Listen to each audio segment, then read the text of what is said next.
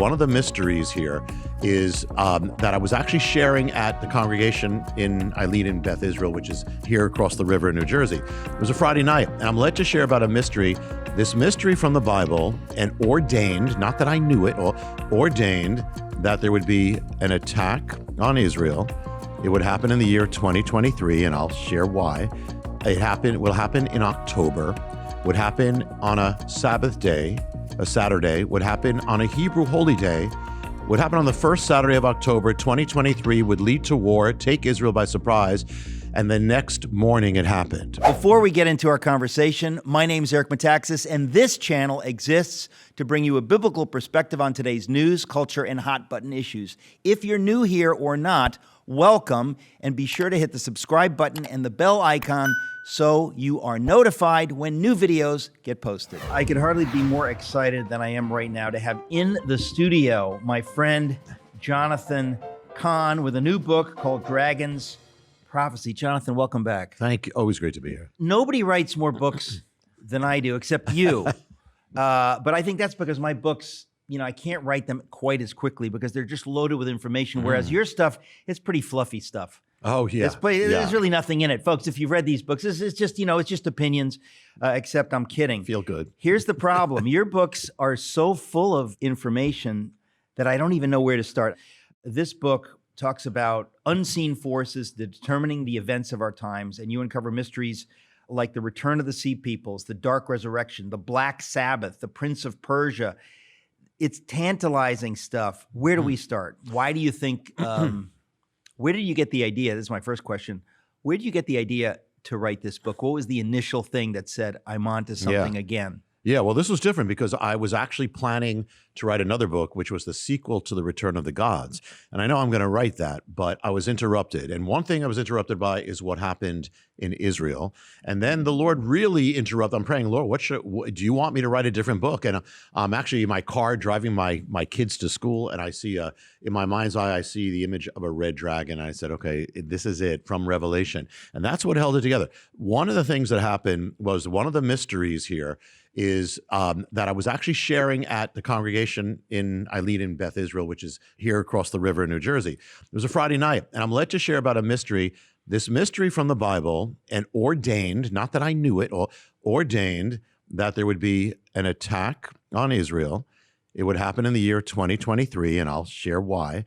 It will happen in October, would happen on a Sabbath day, a Saturday, would happen on a Hebrew holy day, would happen on the first Saturday of October 2023, would lead to war, take Israel by surprise, and the next morning it happened after I shared this mystery. This is one of the mysteries of the book.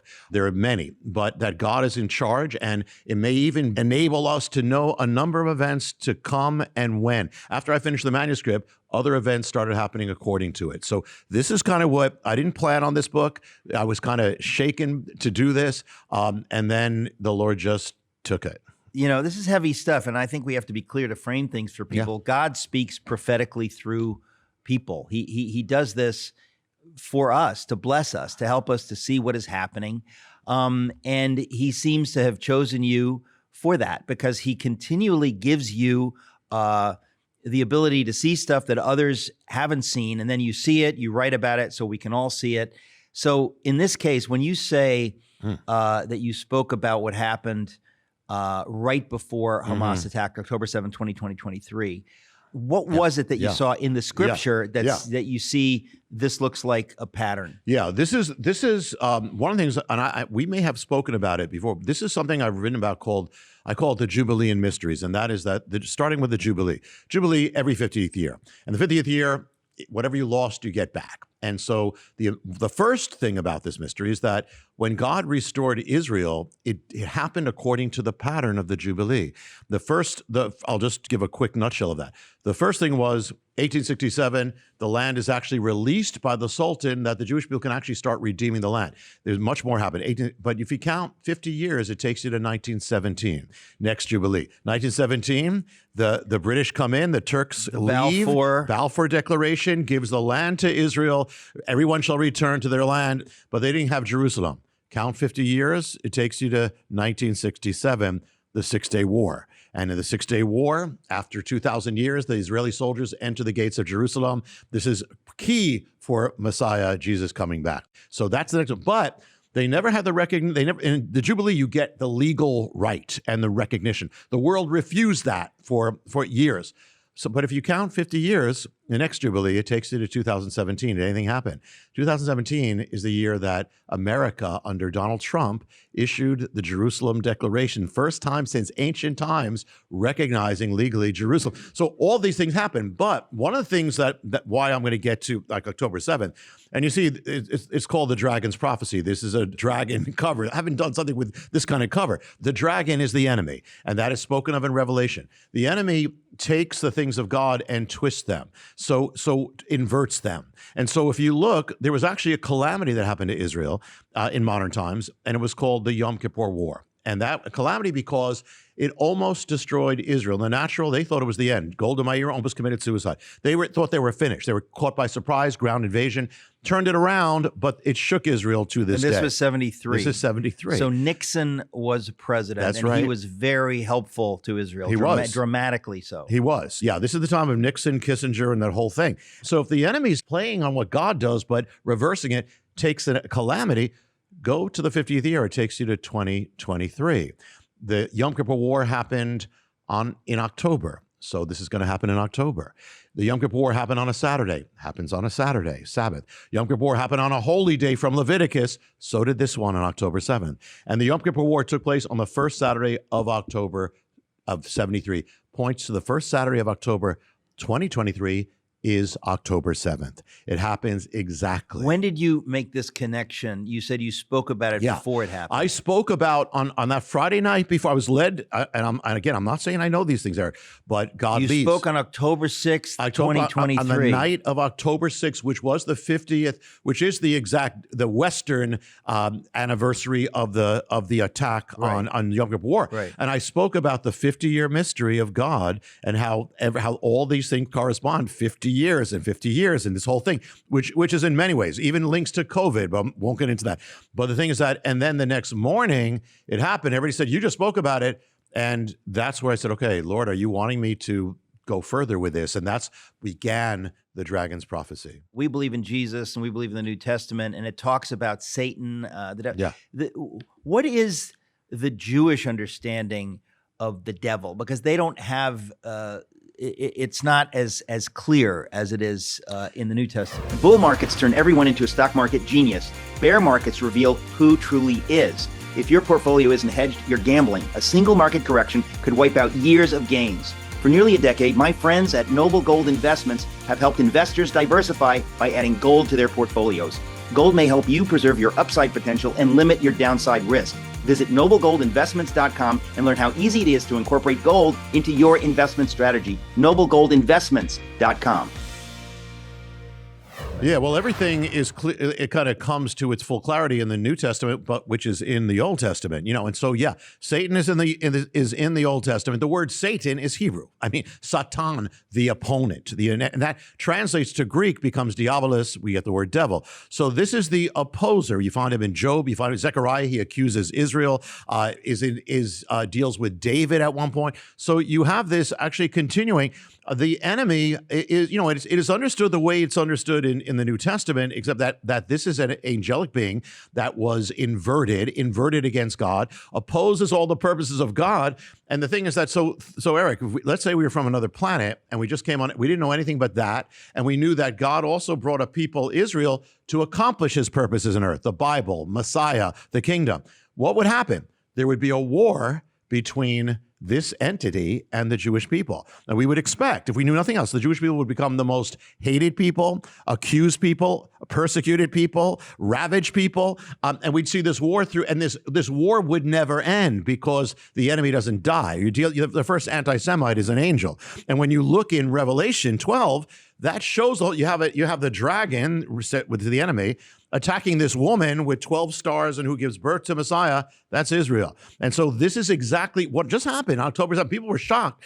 This is part of an ancient war that was long before we were born, and it's going to continue up to Messiah. But this is really, see, one of the things is that I think you probably heard the story. I don't know if it's been verified, but that a king asked his minister, give me one proof of God. And the guy says, the Jew. Yeah. Well, but the Jewish existence proves God, but it also proves the enemy, because no people, I mean, why is it the most evil people in the world, Hitler, most of you are obsessed with the Jewish people? I mean, because the enemy is, and it never makes sense. The communists accuse the Jews of being capitalists, the capitalists of communists. It doesn't matter. It just resurrects, because this is a real spiritual warfare. You say something in the book about the Sea Peoples. Yes. Now, I'm familiar with the Mycenaean era. Yes. I'm writing a book on Homer and the Mycenaean people. So we're talking, 1600 BC to about 1100 BC. And a lot of people have speculated that the Mycenaean era was really wiped out by the Sea People. It's always very confusing. So what do you mean when you talk about the secret of the so-called Sea People? Who are the Sea People? Yeah, and by the way, Eric, you're the only interviewer who knows what you just said, to say that I've known. That's brought that up. One of the things I want to do in the book, it's kind of removing the veil to see, when you remove the veil to the spiritual realm, you see actually what's happening in the physical realm right now. And so just a note of the enemy. The enemy is also a mimic. He's an imitator. He imitates God. So the thing is that if the enemy is going to imitate God, and God resurrected an ancient people, could the enemy also resurrect an ancient people? And it's not about the people. They don't know what they're doing. We love all people, but they can be used. And the thing is that, who are the ancient enemies of Israel, the arch enemies? The Philistines, or the Pilashtim. They are known as one of these people who swept across the Mediterranean, across Egypt, settled in Israel on that coast. And so what if the enemy would do that, or take a people and conform that into that image? Well, the amazing thing is, by the way, when the Jewish people, the first instance of Israel recorded outside the Bible is by the pharaohs in the inscriptions, where it says, I vanquished Israel. But the Merneptah stele, I think it was the Merneptah stele. I wrote about that in my book, Is Atheism Dead? I was so fascinated by this. I mean, it's amazing. And right after that comes the first recorded instance of the Philistine. So it's like Israel comes in the world, the Philistine is there. Now, the thing is, what if the enemy resurrected it? Well, there's a people called the Palestinians. The word Palestinian literally means, people don't know this, means the Philistines. And in fact, the way you pronounce it in Arabic, they don't call themselves Palestinians. They call them, it's pronounced Philistine or Philistini. Literally, it's the word Philistine. So you have Israel, and as Israel was resurrected, this other resurrection starts paralleling it. And in fact, the word Philistine comes into the Arabic word just right starts spreading through the Arab world as Israel's coming back. And at every point, it happens. Where did the Philistines live? They were in the place called Pilashet in Hebrew. We call, in the Bible, say Philistia. It's a little region of land. Where is it? Today, it exists, but it is called the Gaza Strip.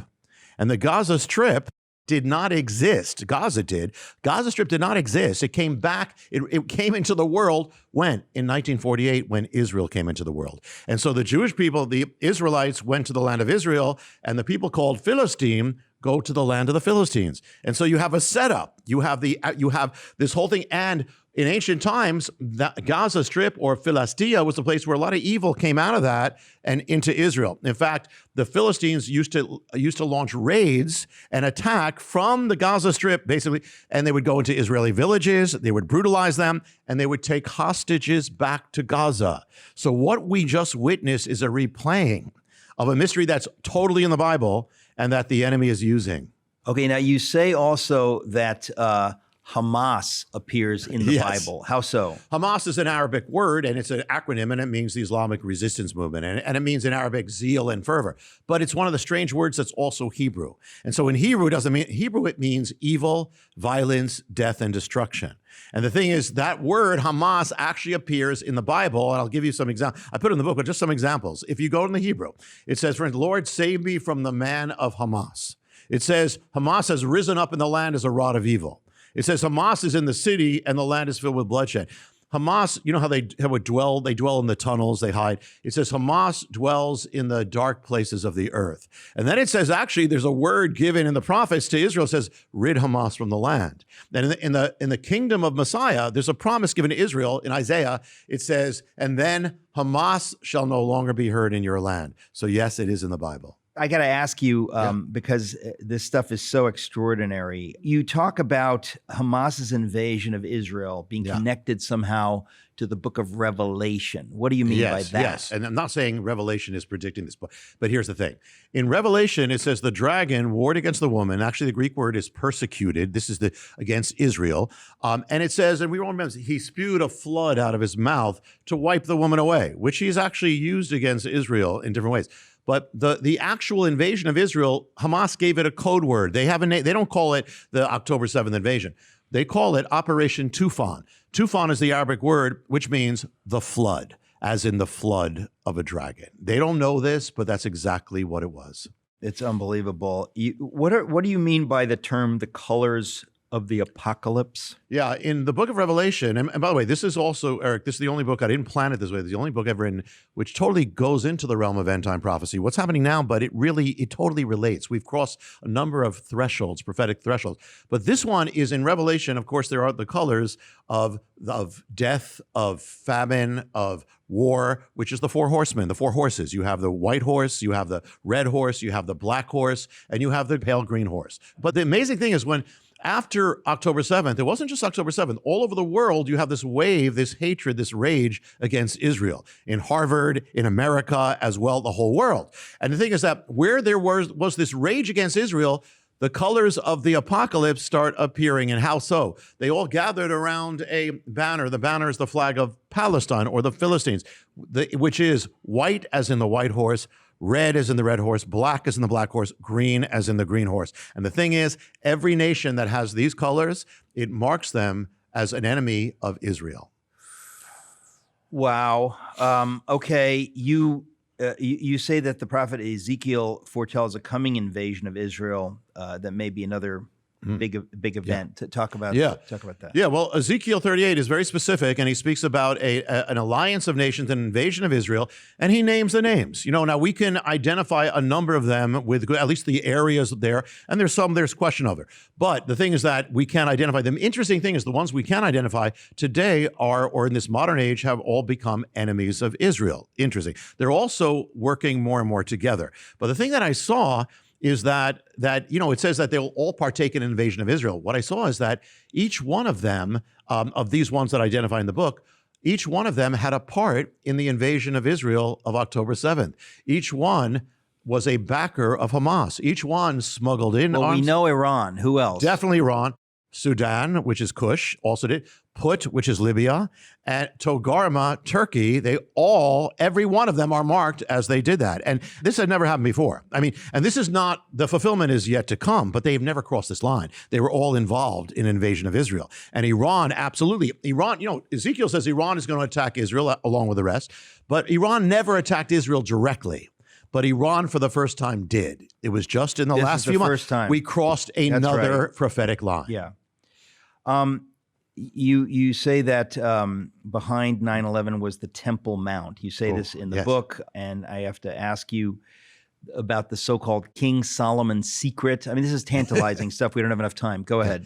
Yeah. Well, people don't realize this, and CNN will never tell you this, and that is that behind October 7th was the Temple Mount. The Temple Mount is really the ground zero of end-time prophecy. That's where it all has to come together. That's where the temple's going to be. That's where the Antichrist is going to be. That's where the kingdom's going to be. So you're going to have warfare over that. You're going to have the dragon or the enemy is going to seek to dominate, and he has dominated that. In fact, to not allow any Jewish person to go up there and pray, because this is linked to the temple. And so anything that would shake that all hell's going to break loose. Well, people don't know, at the beginning of that year, before October 7th, something happened. It happened on a Hebrew holiday. It was Passover. There was a rumor that Jewish people were going to go up on the mount, celebrate Passover on the mount with a lamb. Well, all hell broke loose on the Temple Mount. And it was then that Hamas issued a threat to Israel and said, because you did that, because of that, you're going to pay the price. Basically, I'm paraphrasing. October 7th was the enemy's his counterattack for what just happened. All hell broke loose on that. And the thing is that as it happened on a Hebrew holy day, so October 7th, the attack happened on a Hebrew holy day. And the thing is that as far as King Solomon, there's one day of the Hebrew year where the Jewish people open the scrolls and they read of King Solomon dedicating the temple on the Temple Mount. Now, to the enemy, that would be a threat. And they're reading it all over Israel. What day was that appointed? It's a Hebrew holiday. The day fell on October 7th.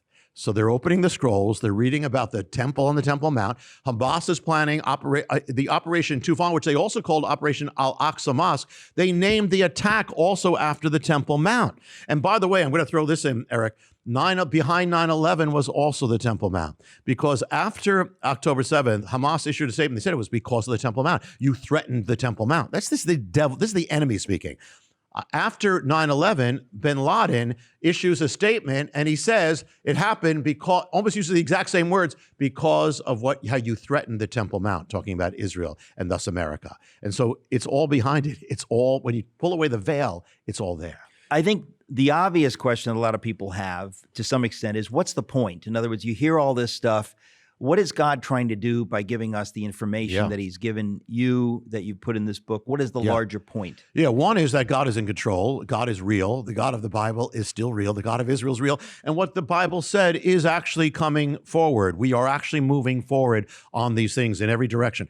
The other thing is, what do we do? The last part of the book of the Dragon's Prophecy is, what do we do? Because, you see, it says the dragon in Revelation doesn't just war against the woman. It says he wars against the rest of her children. Who are they? They're us. They're everyone who follows Messiah. If you're a believer, you are a spiritual child of Israel. No matter where you come, you are. The enemy attacks Israel physically. He attacks the people of God spiritually. Persecution. In the last days, he's going to rage against both of them. And so Israel and the church are going to get more and more, come together even by that. But one of the things is that we have to fight. One of the things about the Israel in the natural, Jews weren't known as fighters for a long time. They weren't allowed to be. They came back to Israel and said, if we don't fight, we're dead.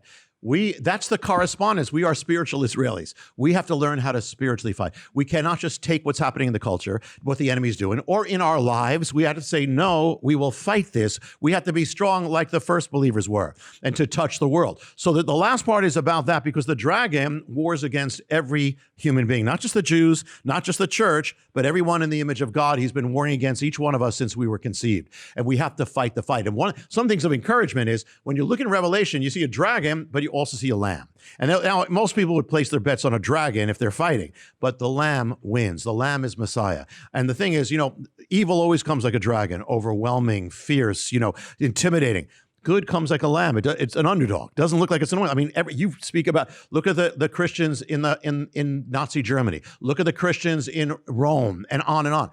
Well, it may not look like it, but good does win. The dragon is reptilian. That's cold-blooded. They don't last. The evil doesn't last. It can't. But good goes forever. We will win, if we persevere. I'm not talking about every battle. But it's interesting when you talk about fighting, because I really do think that there are many Christians who have been persuaded of a lie, that they are not to fight.